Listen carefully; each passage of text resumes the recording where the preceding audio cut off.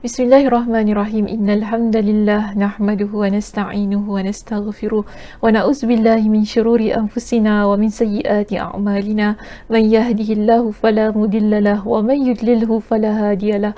Wa asyhadu an la ilaha illallah wahdahu la syarikalah wa asyhadu anna Muhammadan 'abduhu wa rasuluh. Amma ba'd. Rabbi shrah li sadri wa yassir li amri wahlul 'uqdatam min lisani yafqahu qawli. Rabbi zidni ilma warzuqni fahma. Allahumma inna nas'aluka ilman nafi'a wa rizqan tayyiba wa amalan mutaqabbala. Assalamualaikum warahmatullahi wabarakatuh. Apa khabar muslimah di Masjid Asy-Syafa'ah hari ini? Semuanya sihat sejahtera hendaknya, saya harapkan ya. Okey. So macam mana kita? Minggu lepas kita dah bincangkan sedikit berkenaan dengan hadis kita yang pertama dalam kitab kita yang baru. Okey, jangan lupa kita gunakan kitab ini sekarang. Okey, jangan buka lagi kitab kita yang lama, sebab kita dah tukar kepada kitab yang baru. Jadi minggu lepas Ustazah sentuh sedikit sahaja pada hadis kita yang pertama yang berkenaan dengan niat. Sikit sahaja kita sentuhkan dan kita ada sedikit mukadimah juga berkenaan dengan kitab kita ini. Okay, jadi kalau sesiapa yang terlepas perbincangan minggu lepas, bolehlah ya dilihat semula untuk diulang kaji apa yang telah kita bincangkan berkenaan dengan hadis yang pertama. Baik, tapi hadis itu belum lagi selesai ya perbincangannya. InsyaAllah hari ini kita akan selesaikan perbincangan hadis yang pertama dalam kitab ini. Baik muslimah, kita berada pada muka surat 42. Okay, muka surat 42 berkenaan dengan sesungguhnya semua amal tergantung pada niatnya. Jadi ialah hadis yang berkenaan dengan innamal a'mal binniyat. Ya, hadisnya yang ini.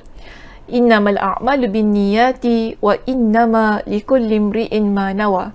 Samalah sebagaimana yang terdapat ya dalam kitab kita. Jadi saya rasa kita nak baca ke tidak? Nak baca ke tidak? Okey, baik, kita baca sedikit ya. Sekejap ya kita baca. Innamal a'malu binniyati wa innama likulli imri'in ma nawa. Faman kanat hijratuhu ila Allahi wa rasulihi fahijratuhu ila Allahi wa rasulih.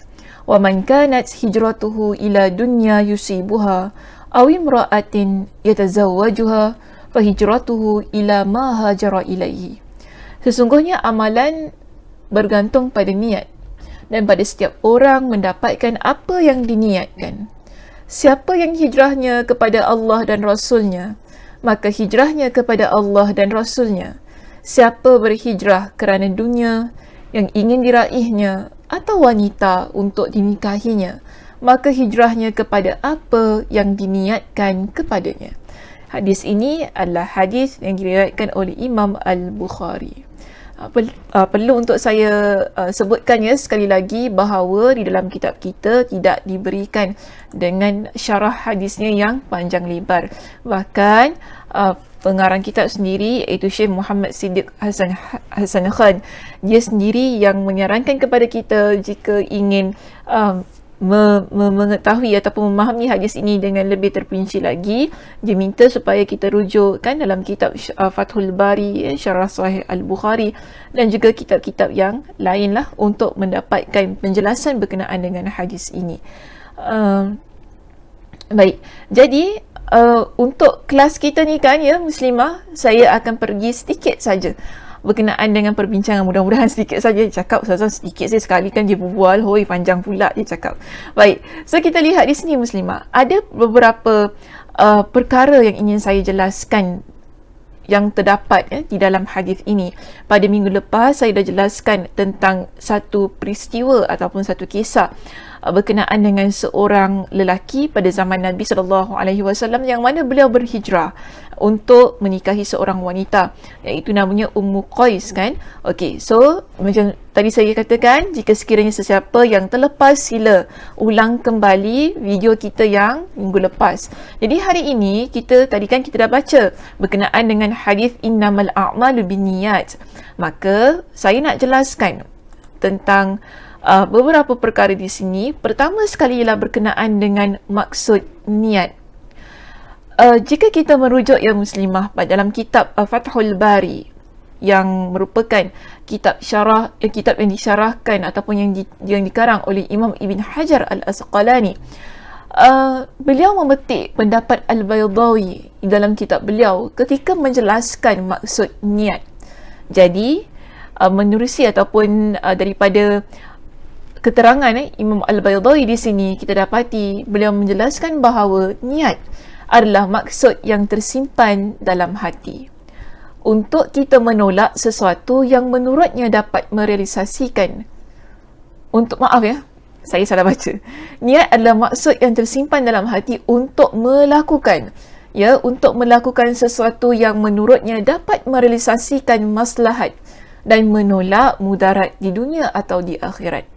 Jadi bila kita buat sesuatu kan, kalau kita merujuk kepada pendapat Imam Al-Baydawi di sini, ialah apa yang kita simpan dalam hati kita bila kita nak buat something. Bila kita nak buat sesuatu dalam hidup kita ni, kita ada niat. Contoh, apa niatnya? Lihat video. Niatnya untuk belajar, betul tak? Ke tak ada niat, saja-saja suka-suka je? Mungkin ada orang sedemikian. Dia ada niat dia yang tersendiri. Sebab kita masing-masing ada niat kita, ada tujuan kita yang tersendiri. Ya, sama ada yang baik ataupun yang buruk. Yang kita simpan dalam hati kita. Baik, ini kalau kita lihat daripada apa yang disebutkan oleh Al-Baghdadi di situ, ia adalah boleh dipanggil pendapat ataupun penerangan yang menjelaskan berkenaan dengan maksud niat secara umum. Ya, secara umum. Baik. Dan kita di situ ya, kalau kita rujuk kepada maksud niat daripada sudut syariat, disebutkan bahawa mengkhususkan niat bagi keinginan melakukan amal perbuatan semata-mata, mencari keredaan Allah dan melaksanakan perintahnya. Jadi, bila kita kata tentang niat ini, menurut kepada definisi yang diberikan dalam pengertian ataupun daripada perspektif syariat, kita dapati bahawa kita letakkan niat kita ni khusus untuk satu tujuan, melakukan amal perbuatan yang bila kita lakukan, kita buat kerana Allah.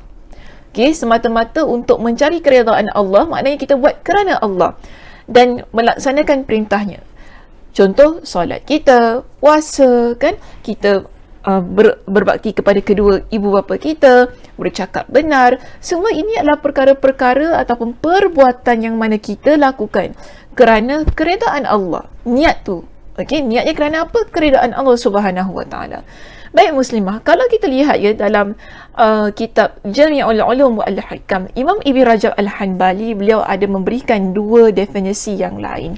Di dalam kitab itu sendiri, okay, kalau kita rujuk kepada kitab kita yang lama, yang ini kitab lama kita, pada hadis yang pertama memang membincangkan berkenaan dengan hadis ini, dan saya juga telah sebutkan pada minggu lepas, mana-mana kitab hadis kebiasaannya akan memulakan hadis yang pertama dengan hadis niat. Itu juga yang terdapat dalam kitab Imam Al-Bukhari dan sebagainya. Jadi, Imam Ibn Rajab Al-Hanbali dalam kitab karangan beliau ketika beliau memberikan definisi berkenaan dengan niat, beliau mengatakan bahawa niat ini dia ada dua. Boleh kita fahami dengan dua maksud. Pertama ialah bila kita bila kita membezakan, untuk kita membezakan tentang pelbagai macam ibadah. Untuk kita bezakan. Contoh, solat subuh, tadi kita solat kan, niatnya solat subuh. Kemudian nanti kita akan solat zuhur, kemudian asar kan. Solat zuhur, niatnya solat zuhur. Solat asar, niatnya adalah solat asar. Ya.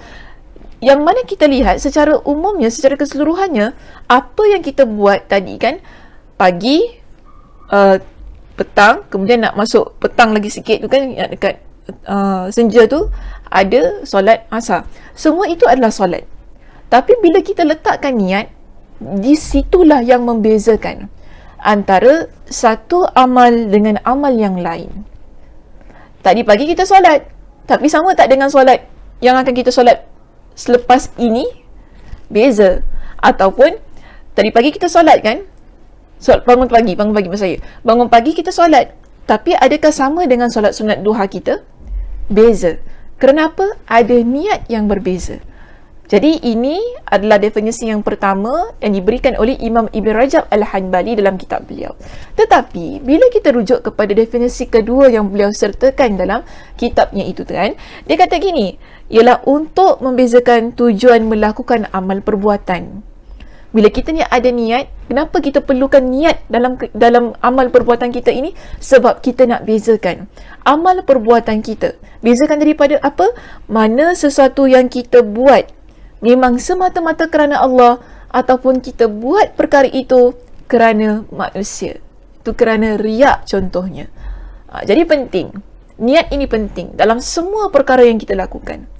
Kerana ia membezakan adakah kita buat kerana manusia ataupun kita buat kerana Allah Subhanahu Wa Taala. Jadi kalau ikut kepada konteks perbincangan hadis kita ini kan, berkenaan dengan niat itu tadi, okey, yang saya baca tadi kan, yang ini, berkenaan yang ini, ia adalah mengikut kepada definisi kedua yang diberikan oleh Imam Ibn Rajab Al-Hanbali, iaitu untuk membezakan mana satu amal kita yang kita buat memang semata-mata kerana Allah, ataupun amal itu kita buat semata-mata untuk supaya manusia puji kita, manusia raih kita, ataupun manusia junjung kita. Jadi kalau kita letakkan niat yang salah, maka salah juga keadaannya, ataupun salah juga kita panggil, bukan keadaan, cara kita melaksanakan amal itu. Jadi niat ni kena jaga baik-baik ya muslimah. Perlu diletakkan pada tempat yang betul supaya amal ibadah kita dipelihara daripada perkara-perkara yang riak. Dan jangan lupa, bila kita ni buat satu amal ibadah bukan kerana Allah, amalan itu adalah amalan yang tertolak, yang tidak diterima oleh Allah Subhanahu Wa Taala. Kerana apa? Kita buat bukan kerana Allah, tapi kita buat kerana manusia. Kita buat kerana apa? Kita nak supaya orang cakap kita itu, orang cakap kita ini. Nanti insya-Allah kita akan bincangkan dengan sedikit lagi dengan penerangan penambahan yang akan saya berikan ya, berkenaan dengan niat tersebut. Baik. Seterusnya dalam hadis kita ya muslimah, dalam hadis kita ini juga ada menyentuh berkenaan dengan hijrah. Betul tak? Ada berkenaan dengan hijrah. Yang mana Nabi berikan contoh dalam hadis ini berkenaan dengan orang yang berhijrah tetapi dengan niat-niat yang berbeza. Pertama, Nabi sebutkan orang yang berhijrah kerana Allah dan kerana Rasulnya. Ada kedua, orang yang berhijrah kerana untuk meraih keuntungan dunia. Ketiga, juga kita ada contoh orang yang berhijrah kerana untuk menikahi seorang wanita. Jadi ketiga-tiga perkara yang disebutkan oleh Nabi dalam hadis ini, niatnya berbeza. Perkara yang sama iaitu hijrah, tetapi niatnya berbeza. Depends lah kepada orang yang melaksanakannya. Namun, apakah yang dimaksudkan dengan hijrah sebenarnya? Baik, jadi kalau di sini kita rujuk dalam kitab Fathul Bari, ia menyebutkan bahawa hijrah ini adalah bila kita meninggalkan sesuatu. Okey, kalau kita rujuk kepada kitab Al-Kafi pula menjelaskan bahawa berhijrah ialah satu perbuatan kita berpindah, iaitu perpindahan dari satu tempat ke satu tempat yang lain. Contoh, daripada Hougang pindah ke Sembawang, kan? Masjid Asy-Syafaah di Sembawang kan? Okey. Daripada Sembawang pindah ke Bedok. So ini kita panggil sebagai perpindahan daripada satu tempat ke satu tempat yang lain. Ada juga yang menyebutkan bahawa hijrah ini adalah hijrah kepada sesuatu. Itu bila kita berpindah dari sesuatu yang lama kepada sesuatu yang baru. Boleh faham tak yang ketiga ini? Kita hijrah daripada sesuatu yang lama kepada sesuatu yang baru. Dulu kan macam itulah. Dulu kita single. Contoh dulu kita single. Dulu lain, sekarang lain. Dulu bujang, sekarang dah kahwin kan? Ada nyanyian yang sedemikian kan? Maknanya kita pindah daripada satu keadaan kepada satu keadaan yang lain. Contoh yang mudah juga saya nak berikan daripada perkara yang tidak baik kepada perkara yang baik. Kita berhijrah daripada seorang muslimah yang tidak baik kepada muslimah yang baik. Ataupun kita berhijrah daripada seorang muslimah yang memang dah baik, Masya Allah Tabarakallah, tetapi kita berhijrah kepada muslimah yang lebih lagi baik. So ini kita panggil sebagai perpindahan daripada sesuatu yang lama kepada sesuatu yang baru. Okey, mudah-mudahan faham ya. Baik, kalau kita lihat kepada maksud syariat ya, yang diberikan di sini, yang saya ambil ni, iaitu hijrah adalah bila kita meninggalkan apa yang dilarang oleh Allah Subhanahu Wa Taala. Itu mudahlah kita nak faham begini. Hijrah bila kita meninggalkan apa yang Allah larang. Contoh, dulu kita tak solat. Sekarang kita solat. Ya, bermakna sekarang ni kita tinggalkan perkara yang Allah larang. Apa perkara yang Allah larang? Allah larang kita agar betul tak ayat saya ni? Allah perintahkan kita supaya kita solat, tapi kemudian kita tak solat. Bermakna kita buat perkara yang Allah larang. Okey? Kita buat perkara yang Allah larang. Jadi kita tinggalkan perkara yang Allah larang itu, lalu daripada tidak solat, kan? Allah larang kan kita meninggalkan solat. Okey. Jadi larangan Allah yang berbentuk meninggalkan solat itu tadi kita dah tinggalkan. Kemudian kita berpindah kepada satu keadaan yang mana kita melaksanakan perintah Allah dengan melaksanakan solat yang Allah perintahkan kepada kita.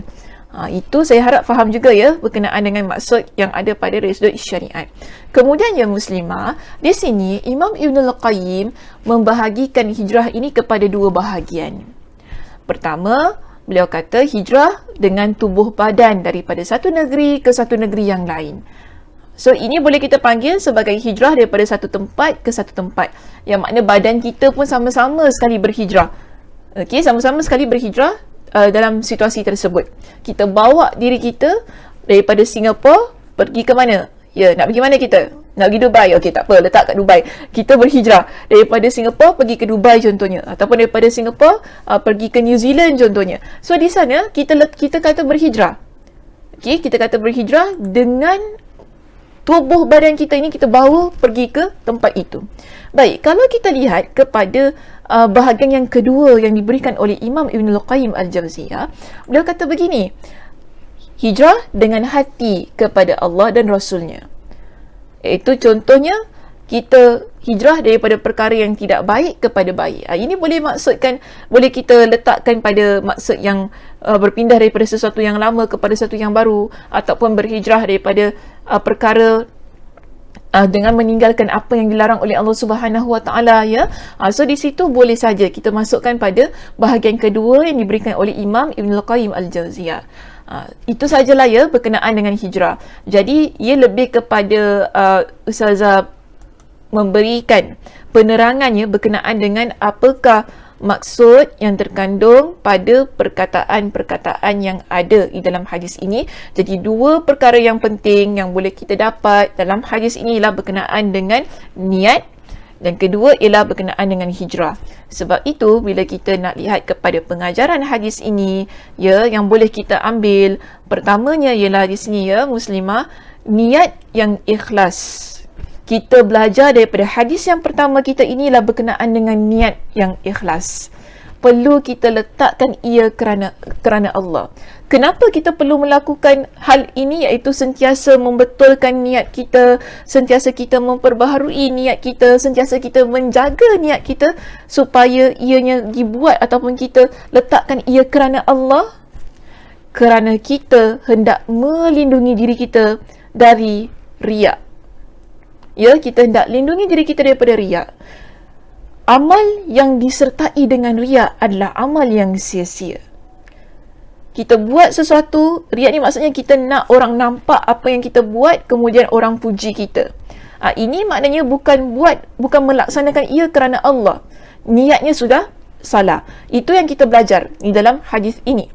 Sebab apa saya nak berikan contoh begini muslimah? Kalau kita rujuk dalam sebuah hadis yang Nabi SAW berikan kepada kita, iaitu berkenaan dengan orang yang menuntut ilmu. Ya, berkenaan dengan orang yang menuntut ilmu, Nabi ada beritahu, orang ini dia belajar tapi bukan kerana Allah. Okey, apa kata Nabi? Man ta'allama ilman mimma yubtagha bihi wajhullahi azza wa jal, la yata'allamuhu illa liyusiba bihi 'aradan minad dunya, lam yajid 'arafal jannati yaumal qiyamah. Siapa mempelajari sesuatu ilmu yang seharusnya kerana Allah azza wa jal, kita ni muslimah sekarang ni, kita ikuti kuliah saya di Masjid Asy-Syafa'ah ini kerana apa? Kita belajar kerana apa? Kerana Allah. Tetapkan begitu dalam hati kita. Belajar kerana Allah, supaya bila saya belajar tentang hadis Nabi SAW ini, lebih baik lagi niat saya ketika saya beramal ibadah. Itu niat kita, niat yang betul kerana Allah Subhanahu Wa Taala. Tapi kalau kita belajar yang mana bukan kerana Allah, kan? Apa kata Nabi? Nabi kata begini, namun dia tidak mempelajarinya kecuali untuk mendapatkan sebahagian dari dunia. Boleh kita masukkan sebahagian dari dunia dalam hadis inilah pujian manusia. Mungkin kita nak orang puji kita, rajin lah kau pergi kelas Ustazah Sakinah, mentang-mentang lah dia doktor, kau bagus ya sekarang belajar dengan doktor. Mungkin begitu niat kita, kan? Kita hendak orang puji kita, kita belajar dengan seorang doktor. Mana ada doktor nak mengajar dekat masjid macam itulah.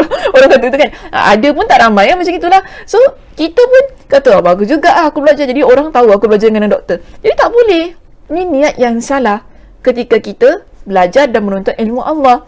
Dan Nabi kata apa? Ada ancaman, okay, untuk orang yang tidak membetulkan niatnya kerana Allah. Dan Nabi kata begini, maka dia tidak akan mendapat bau syurga pada hari kiamat. Dia tidak dapat bau syurga pada hari kiamat. Ini juga berlaku kepada tiga golongannya. Tiga golongan yang pertama di hari kiamat yang Allah hisab. Okay, dalam sebuah hadis yang diriwayatkan oleh Imam Muslim, Nabi SAW ada menceritakan kepada kita berkenaan dengan tiga orang yang mana mereka ini pada masa mereka di dunia, Masya Allah Tabarakallah muslimah, amal soleh mereka, iaitu sehingga Allah Subhanahu Wa Taala meletakkan mereka sebagai tiga golongan yang mana dihisab terlebih dahulu di hari kiamat.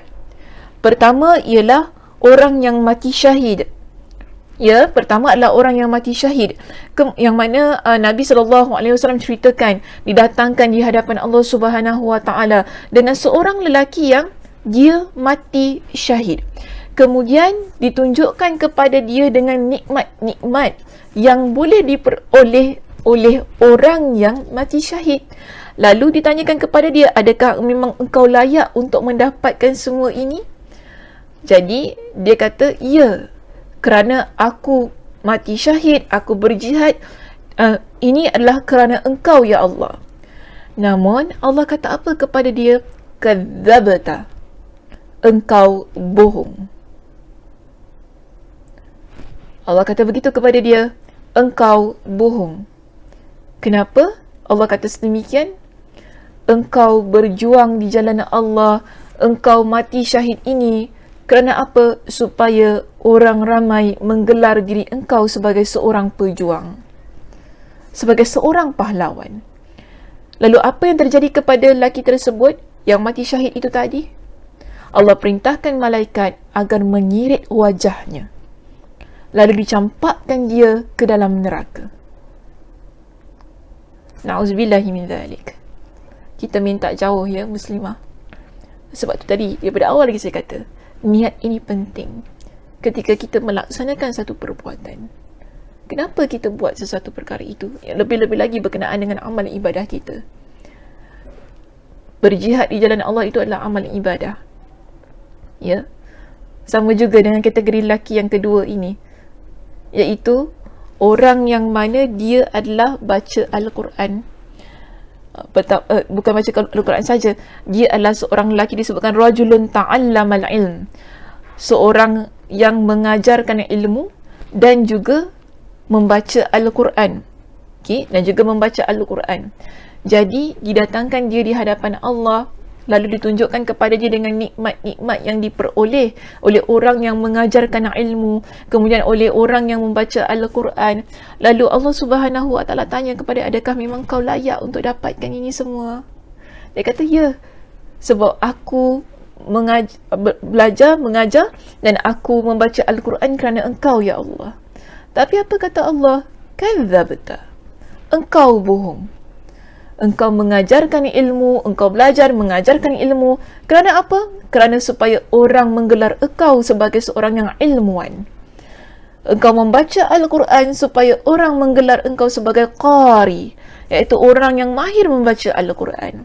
Lalu situasinya, apa yang berlaku kepada dia sama sebagaimana lelaki yang mati syahid itu. Allah perintahkan malaikat agar menyerit wajahnya.